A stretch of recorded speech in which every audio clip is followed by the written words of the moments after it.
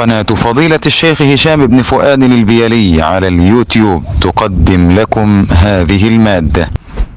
بارك الله فيكم شيخنا وأحسن إليكم. هذا سؤال ورد من الغربية من أخ رمز نفسه بألف يقول: ما حكم سماع الأفلام الوثائقية التي بها مؤثرات صوتية موسيقية؟ الحمد لله رب العالمين. لا يجوز سماع الموسيقى ولو كان في أفلام وثائقية، ولا سماع الموسيقى وإن كان كما يزعمون للتداوي. لا يجوز سماع الموسيقى مطلقا، لما جاء عند البخاري من حديث هشام بن عمار: يأتي زمن على أمتي يستحلون فيه الحرى والحرير والخمر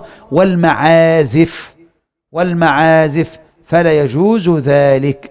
ولكن إن كنت تستمع إلى هذا الفيلم الوثائقي اللي فيه معلومات وليس فيه معصية من جهة المعلومات، ثم إنك تغلق الصوت وقت الموسيقى، فهذا لا بأس به ولا حرج إن كان هناك نفع فيه، والله أعلم.